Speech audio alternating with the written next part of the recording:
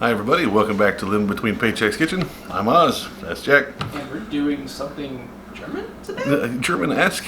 I mean, Esque. very much a Texas fusion. It's kind of touching on something we've done before when we did the green beans with one of our other meals. But because Oktoberfest was right around here, we started looking into some of the foods, and this one really hit it off with us. It's apparently outstanding, so we're going to get into it. Before we do that, be sure to like, share, subscribe, hit the little bell, look at all the little things in the doobly-doo, and then let's get into green beans and red cabbage. Alright, so you're going to need these green beans, these fresh ones. Don't be using the stuff in a can. A thing of cabbage, a little bit of the onion, just a little bit. Just a little. 3 pieces of this bacon, just 3 slices. Barely any. Salt, pepper, some vinegar, we got some fancy red wine stuff, and some sugar. We use brown sugar because we can. Yeah. So, super, let's get into it. So, you want to go in, cut all these stems off. I've been cutting these off, just now got them on here. This will take you a while. So Just a little while, that's the most prep you want. You can cut these down into smaller pieces, that's fine too. No, wash them. Wash the crap out of your they are vegetables. dirty Always from the wash. store. Now you break these down by hand, or you can take and cut them. Either way. Now, cut these down in about 1 to 2 inch pieces of bacon, and just cook those down. Pile them in. Now, basically, you need those for the grease, but you're going to add to them later. So get you a skillet, and just throw them in there. Now, cast iron's better because the grease is good for it. So that didn't hurt. But you got raw bacon all everything, so clean everything. Clean your stuff. Now, wash your cabbage. Like you see that gray fuzzy stuff on there. Wash it good. Boom. No gray fuzzy stuff, right? So it calls for 3 cups of cabbage. Now we used about half of the head. That was about 3 cups, about half of it. About 3, a little bit more, maybe. Just depends on how compressed it was. I just love the look on the inside of these things. Yeah, it's pretty trippy. And then just take this up. Now they want it shredded. I just cut the hell out of it. I don't shred it. Shredding is unnecessary when you can just cut it like this. I've even tried to play guitar. I don't even shred there. So, I think that's a different kind of shredding there. either way.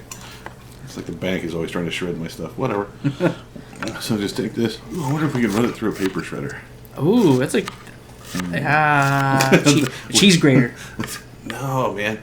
Like we get like a kitchen-based shredder. Like you just run vegetables through it and it shreds it for you. Somebody send us this paper shredder, right? We want to experiment with stuff.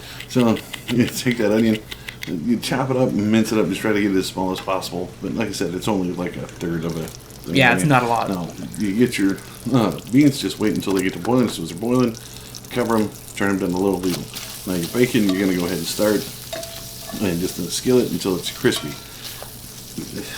I don't like eating crispy bacon, but I need to get the grease out of it. This is the way to do it.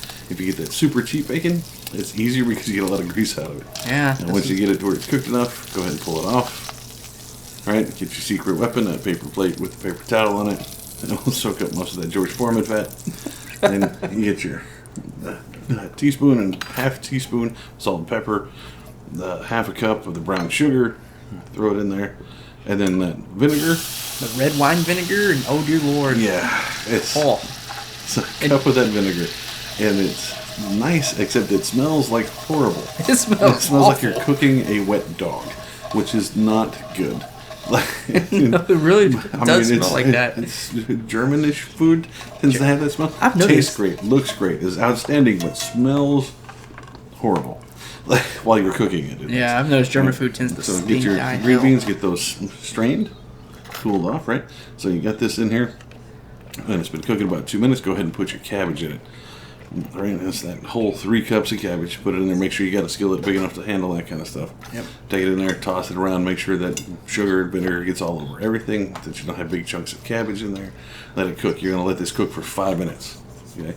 Now let it cook with just the cabbage in there. And try and break it down a little bit. Right, because it's gonna get tough, and you don't want to chew on chewy cabbage bubble gum, man. This is a bad idea. So you take it. It's been cooking about 2 minutes. You can kind of see it. Just cover it. Let it sit for another 3. Make sure your heat's about medium to medium low. Now you can see where it's starting to break down. Cook and get all that stuff in there. It's getting all shiny from all the oil getting on it. Oh yeah, oh, grease. The vinegar and grease getting in it, and it's cooking. It looks nice. Smells bad. Smells now awful. This is after the big full 5 minutes. So go ahead and put your onion and green beans in there with it. Now toss these now.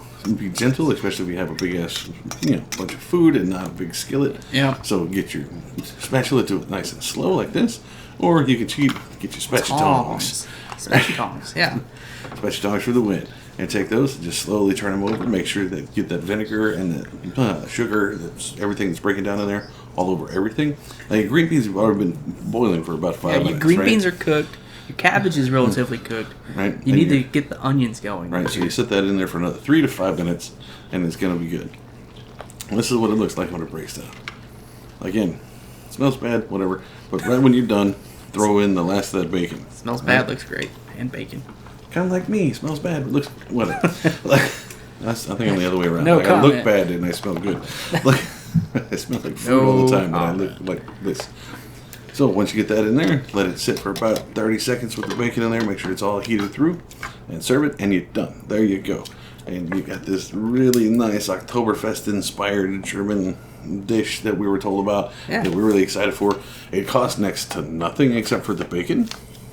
Yeah, the bacon's the most expensive part here, and that's just again, portioned it's like out. $6-7, and you can feed 5 people. All right, so there you have it. Something simple. It's not quite sauerkraut, but it's close. It's really good. Apparently, it's an Oktoberfest treat kind of thing. I don't know, but it's nice and soft. So if you get drunk and eat this and you throw up, it'll come up nice and smooth. It won't tear anything up on the way out, which is nice. Tastes great. Smells horrible. Smells awful. Kind of like me, I guess, in the long run. So be sure to check us out on YouTube all the time. But we always upload on Tuesdays and Fridays. So you can find us there. Find us at Facebook at Live Between Paychecks Kitchen there, at Instagram at Living Between, or on Pinterest at Living Between Paychecks Kitchen there, or Patreon if you like what we do and you want to find us. Follow us over there. We very much appreciate it. You can help us out, and we'll see you next time.